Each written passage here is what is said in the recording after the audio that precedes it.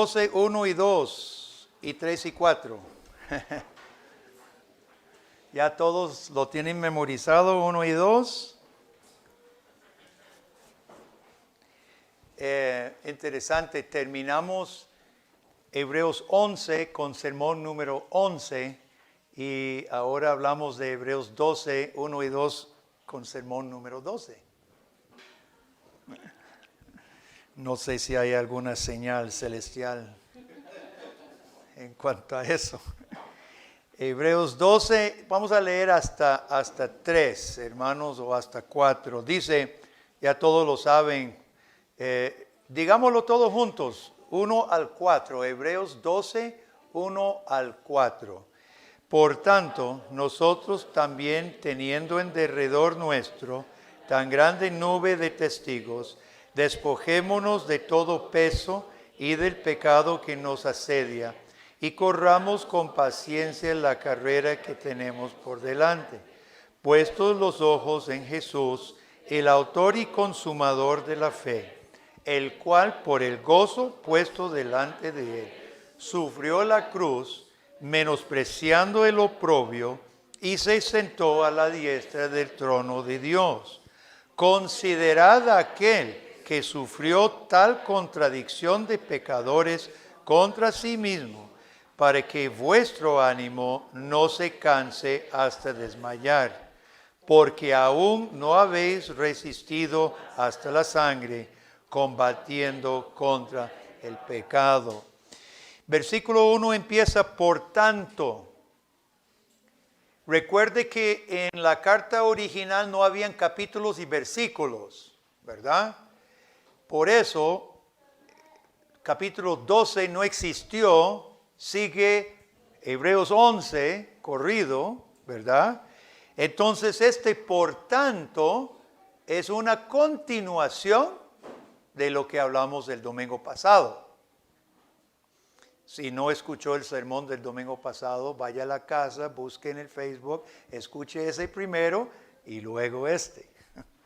Ahora, versículo 1 tiene un imperativo. En el español tiene dos imperativos. ¿Cuáles son?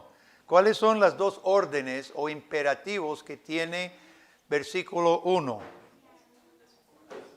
Despojémonos y el otro, corramos. En el griego, despojémonos es un participio, despojándonos, corramos. Se puede utilizar como imperativo, es prácticamente lo mismo, despojándonos, corramos. Pero realmente el versículo tiene un solo subjuntivo plural, corramos. Qué linda es la gramática. ¿No están emocionadísimos de saber esto? Bellísima la gramática. Corramos. Y ahorita vamos a hablar del resto. Corramos porque el resto del versículo describe cómo corremos. Cómo debemos correr. La vida cristiana es carrera, pero recuerde, hermanos, que esto fue escrito en el contexto de la cultura griega, donde habían grandes competencias.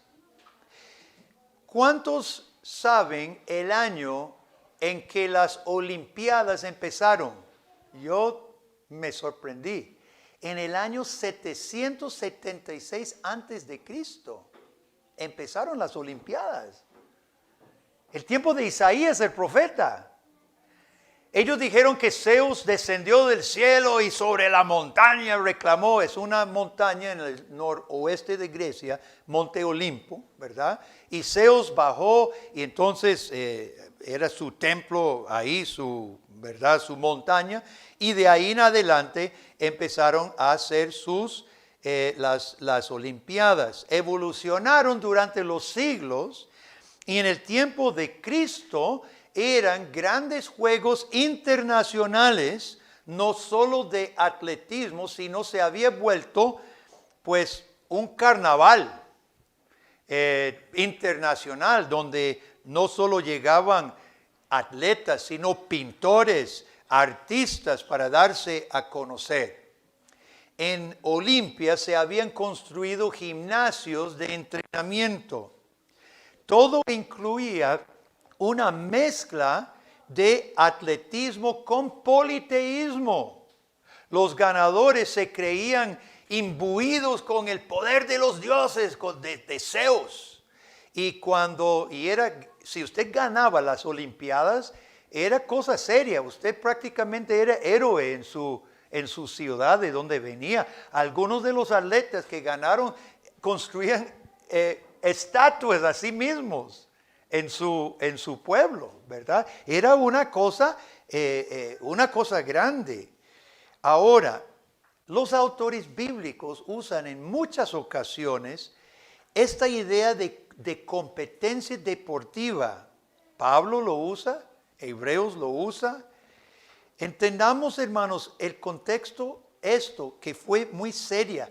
Hebreos no habla de carrera como las que hacemos aquí en una maratónica donde no importa si usted termina o no termina. No estamos hablando de esas carreras populares. Estamos hablando de carrera para ganar. Estamos hablando de carrera para ganar bien. Entonces dice, versículo 1, corramos. ¿Cómo debemos correr? Con paciencia. Debería anotar en su Biblia que un mejor término es con perseverancia, sin aflojar. De hecho, nosotros utilizamos mal el término paciencia. Se sabe. Nosotros hemos notado varias veces que usamos mal términos bíblicos. Justo, Él es muy justo y queremos decir que Él es muy bueno. Y eso no es lo que significa justo necesariamente. Paciencia es otro término que utilizamos mal. ¿Cómo usamos paciencia? Decimos, de ahí, aquí voy, a ratos bien, a ratos mal, pero hay que tener paciencia. ¿Verdad? Eso sería una forma. Precisamente para usar un término que no significa lo que el autor aquí quiere decir. Más bien utilizamos paciencia para excusarnos de algo que este autor está diciendo que no debamos hacer. Correr con la paciencia bíblica es correr con perseverancia sin aflojar. No, ya hay a ratos bien, a ratos mal, pero con paciencia. No, Señor. Es sin aflojar, sin atrasarme, sin distraerme, como para ganar el premio. Terminando bien, con todas las fuerzas. Esa es la perseverancia con que se habla.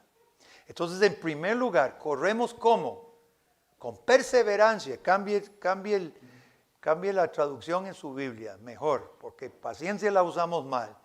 Correr con perseverancia. Ganas, si quiere, versión popular. Segundo, corremos ¿cómo? Despojándonos de. Los atletas en las Olimpiadas se despojaban literalmente de todo, hasta de la ropa, corrían desnudos. Ahora, no quiero que nadie salga a decir allá afuera que en Pacto de Gracias se está enseñando que los cristianos deben andar desnudos. Vamos a empezar una comuna desnudista. No, a mí me malinforman suficiente para que no vaya a decir que yo dije eso. Yo no estoy diciendo que los cristianos tienen que desnudarse de su ropa.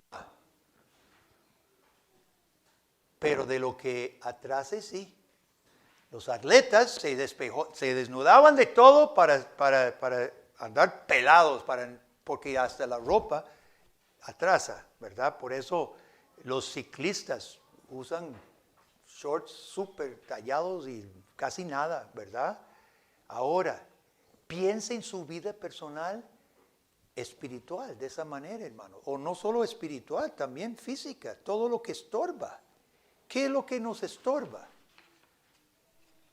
Amor al mundo, distracciones innecesarias en la vida, codicia, lujurias, enredarse en pleitos innecesarios. Dios no nos ha pedido que nosotros nos hagamos monjes y monjas y a encerrarnos en un monasterio tomando votos de pobreza, como supuestamente toman los monjes, ¿verdad? Un voto de pobreza. Dios no nos ha pedido eso. Más bien Dios le ha dotado a algunas personas un don de empresarios para hacer dinero y deberían hacerlo. Deberían ejercer su don, proveer para sus comunidades y para la iglesia, diezmar, bien, más de diezmos si les sobre dinero. Eso está bien. Dios no nos ha privado de cosas del mundo. Lo que pasa, hermano, es que debemos de despojarnos de todo lo que nos pueda atrasar, desviar y también despojarnos del pecado que nos asedia. Y esta es una lucha de toda la vida. Porque cada domingo Dios en su palabra encontramos, y lo que hacemos cada domingo en la iglesia, ¿qué es lo primero que hacemos después de escuchar el llamado? ¿Qué sigue? ¿Qué hacemos? Usted está como Nathan.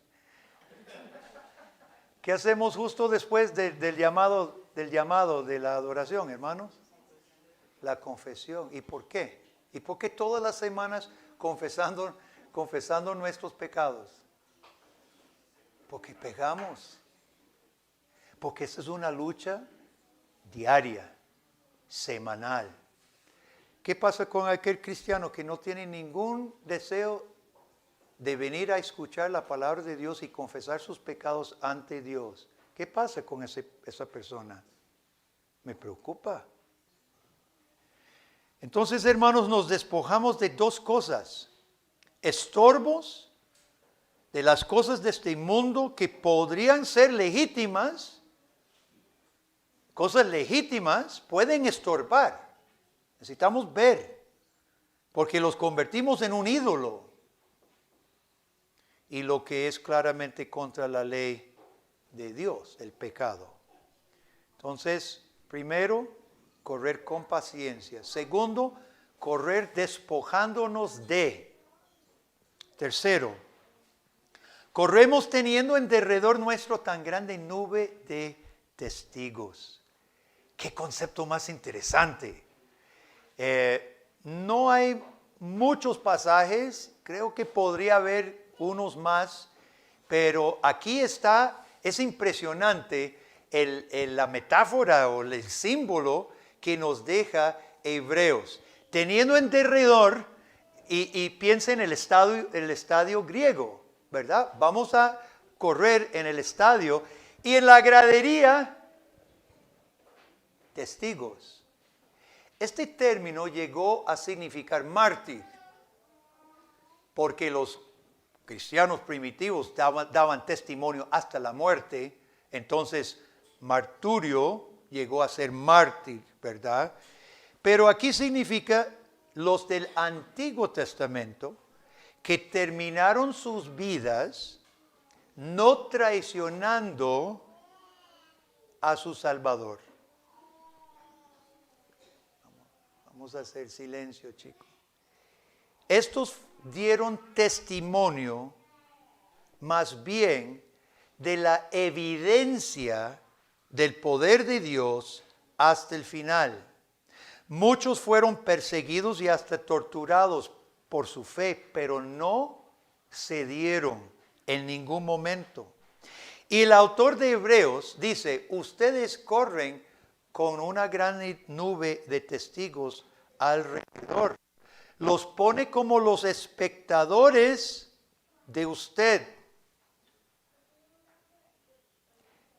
Pero no son espectadores comunes y corrientes, como los que llegan a ver un partido de fútbol, ¿va?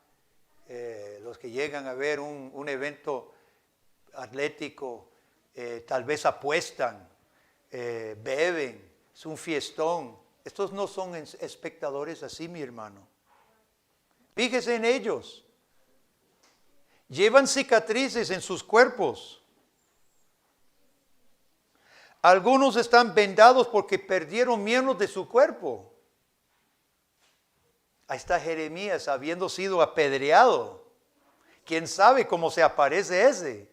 Moreteado, el pobre. Ahí está Isaías habiendo sido aserrado en dos. No corremos delante de un público cualquiera. Corremos ante los que corrieron ya. Ellos estuvieron en el estadio antes. Ellos corrieron.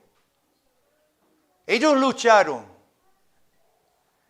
Y ellos dieron testimonio, finalizando su carrera con la frente en alto, con sus ojos puestos en su Salvador, derramando su última gota de fuerzas para llegar a la meta. Ahorita va a venir otro motivo más grande todavía por qué correr, pero hagamos una pausa aquí, hermanos, ante la grande nube de testigos. Primero, esto nos arroja a una carrera anti-individualista. A veces solo pensamos en nosotros mismos que somos los únicos corriendo. Y nos olvidamos de que somos parte de toda una iglesia universal. Y nuestro testimonio es parte del testimonio de toda la iglesia de todos los tiempos, hermano. Estamos juntos en esto. Los del Antiguo Testamento lucharon no solo por ellos mismos. ¿Qué pasa si Isaías no hubiera dado la talla? Ni Biblia tendríamos. Ve qué importante el testimonio de los del Antiguo Testamento. Si aquí están, es la Biblia que tenemos. Y así debemos pensar nosotros en los que siguen. Si bien nosotros no necesitamos estar escritos en la Biblia, la fe sí se traspasa, se pasa para generaciones. Su fe, sí o no, se pasará a las generaciones que vienen. Nuestra cultura hoy es antihistórica. Pues los cristianos somos antihistóricos. El mundo quiere vivir en su mundo virtual, encerrado en su teléfono, en el internet. Eso no es ninguna realidad. Es ficticio. Nosotros creemos en una historia verdadera. Los que fueron adelante y los que vendrán atrás. El autor dice que es una nube de testigos, es decir, son muchos. No debemos pensar, solo yo estoy padeciendo lo que me sucede. Debemos pensar en que Dios proveyó las fuerzas a montones, a una nube de ellos. Y por lo tanto a mí también Dios me va a infundir las fuerzas necesarias. Entonces, hermanos, corremos con perseverancia. ¿Cuál es el segundo? ¿Qué dice? Que alguien recuerda. Corremos la segunda despojándonos de. Y tercero, corremos delante de una nube de testigos. 4. En pocas palabras, debemos vivir nuestras vidas de manera sobria, seria, mejorando nuestra disciplina personal y familiar. Si todo es cierto lo que hemos dicho hasta el momento, es perseverancia, no aquella paciencia, no, es perseverancia, lucha, ganas. Despojándome de lo que me atrase, tomo en serio. Reconozco los que fueron adelante, reconozco quiénes son. Reconozco mi deuda con ellos. Todo esto quiere decir, hermanos, que mi actitud es sobria. Mi actitud es seria. Casi todos los domingos, cuando hablamos del deber de los padres de instruir a sus hijos, los padres se me quedan viendo con esa mirada como diciendo, sí, pastor, ya, usted lo ha dicho muchas veces, siga. no voy a seguir así nomás. Porque yo seré libre de su sangre. Porque las veces necesarias, hermanos, lo diré y lo volveré a decir. Padre, madre, delante del Isaías aserrado en la gradería, usted está dispuesto a despreciar el libro que él escribió. Ahí está Isaías. ¿Se lo va a negar a sus hijos? En cuanto a usted, por nada fue aserrado en dos Isaías. Tanta lucha tuvo Moisés por dejarnos los primeros 5 libros de la Biblia.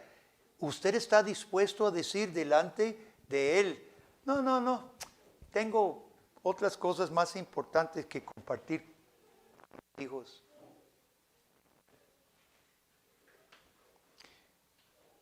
Pablo dice en 1 Corintios 9, ¿no sabéis los que corren en el estadio? Todos a la verdad corren, pero uno solo se lleva el premio. Corred de tal manera que lo obtengáis. Todo aquel que lucha, de todo se abstiene.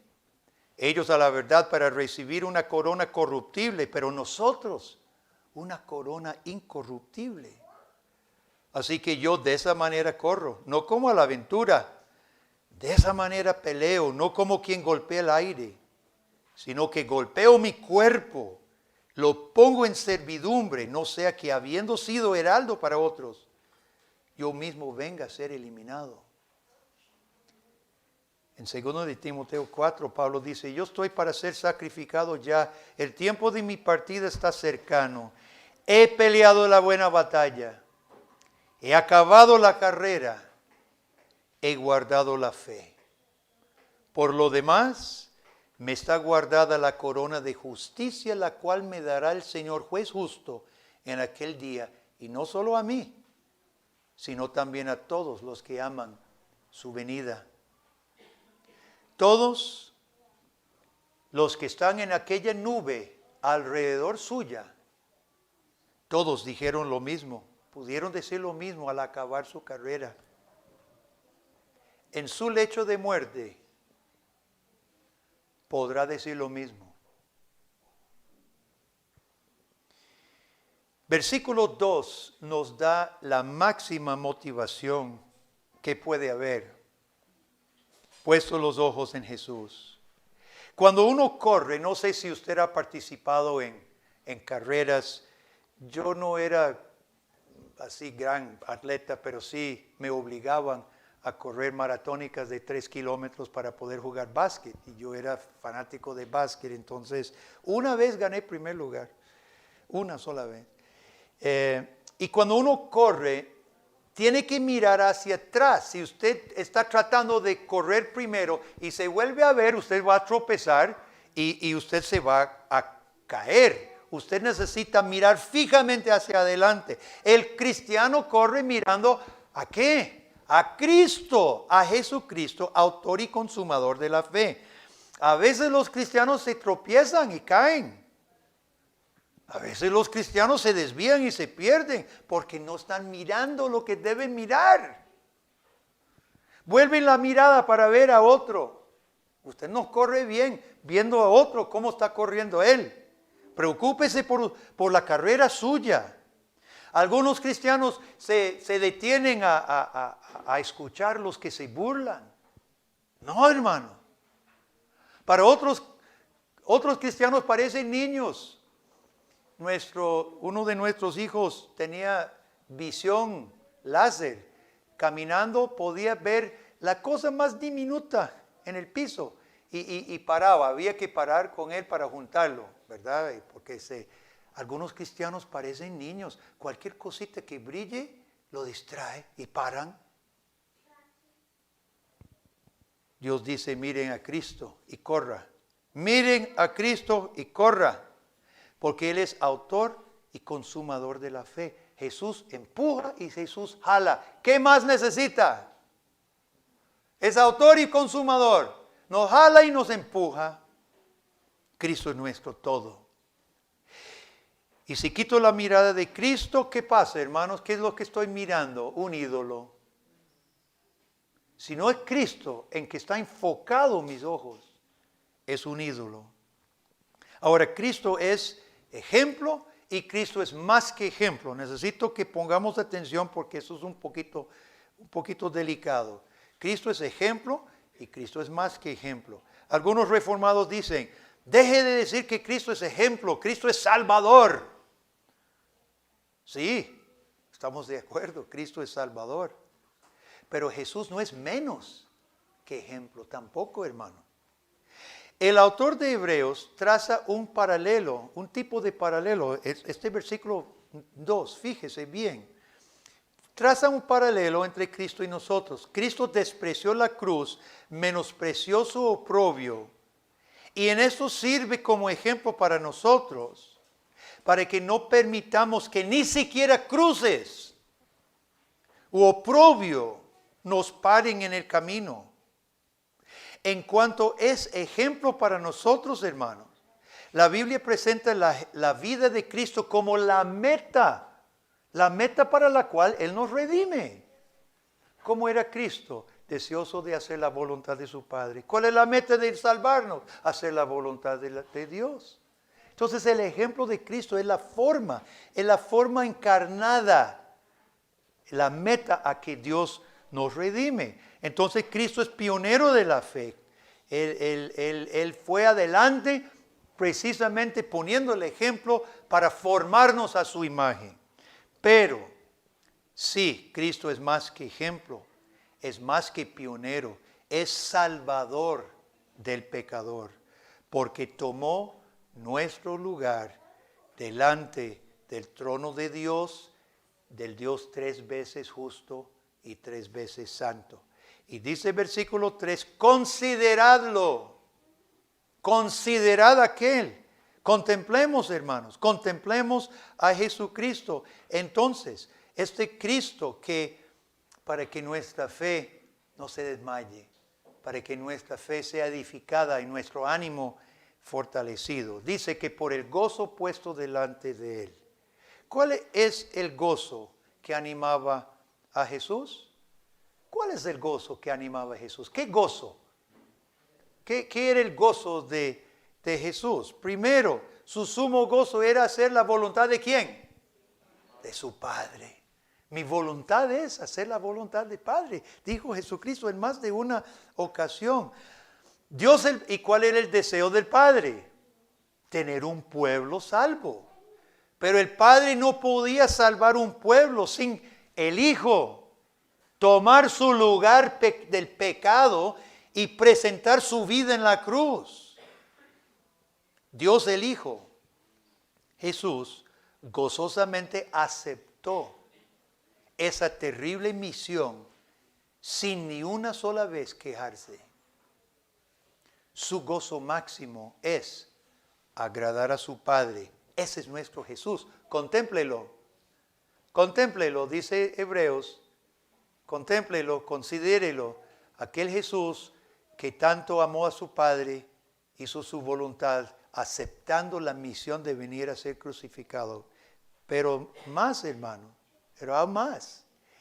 El gozo del Padre es el gozo del Hijo.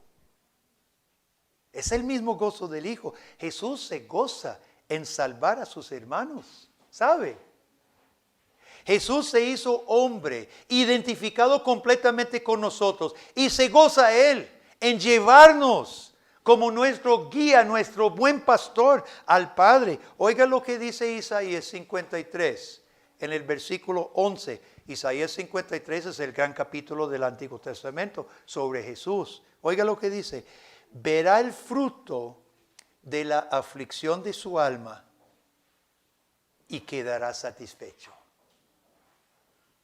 Jesús verá el fruto de la aflicción de su alma, de la cruz, de aquella cosa terrible, verá el fruto y quedará satisfecho. Debemos meditar en lo que gozó Jesús, porque no fue un picnic en el parque, hermano. sufrió la cruz y menospreció el oprobio. Muchas veces pensamos que Jesús sufrió a manos de los hombres, pero no. La cruz representa el castigo de Dios sobre él por nuestro pecado. Y el oprobio es la condición vergonzosa y depravada de nuestra condición como pecadores en que caímos a causa de nuestra rebeldía. Eso es el oprobio, la condición vergonzosa y depravada. La humillación de ser crucificado para los hombres, el castigo reservado solo para los criminales más viles, colgado desnudo, humillado, torturado. Ante Dios la crucifixión fue porque Cristo estaba asumiendo, abrazando, hermano, voluntariamente, encarnando nuestro estado depravado con las consecuencias. Dice Pablo que por nosotros se hizo pecado. No que Jesús se volvió pecaminoso, pero se hizo pecado en carne para que la ira de Dios castigara nuestra depravación y nuestro pecado. ¿Para qué?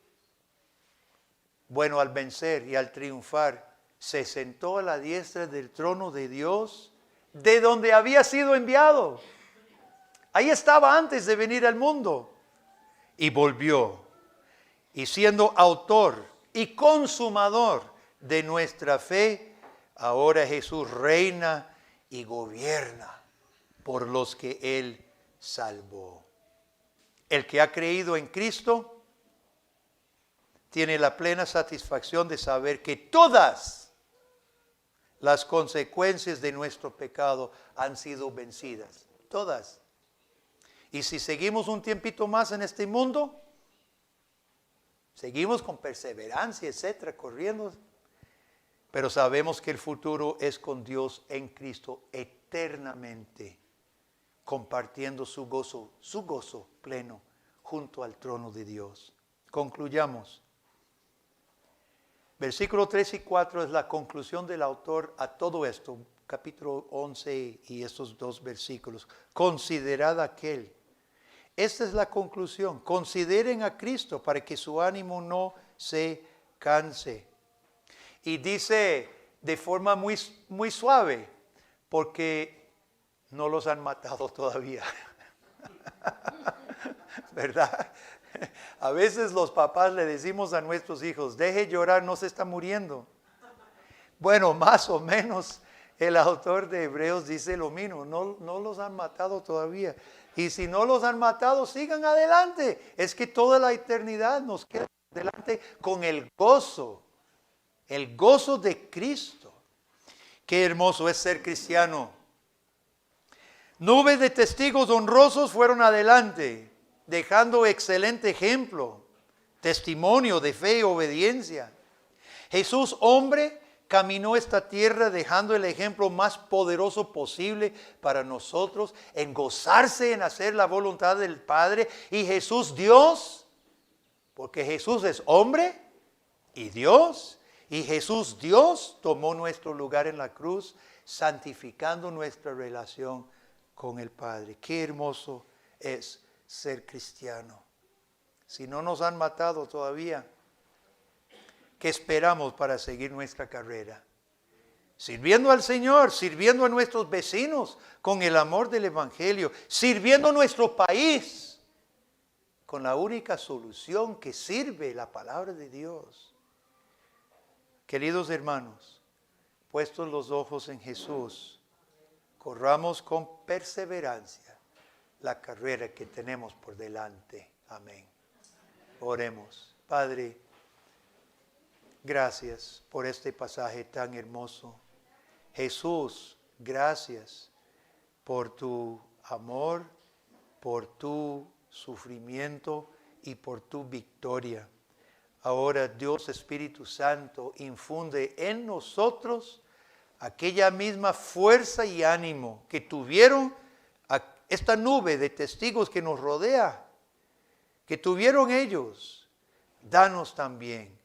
Ayúdanos a pensar no solo en nosotros, sino en las generaciones que vienen detrás de nosotros, oh Dios. Y ayúdanos a pensar en los que nos rodean actualmente, para nosotros también poder ser testigos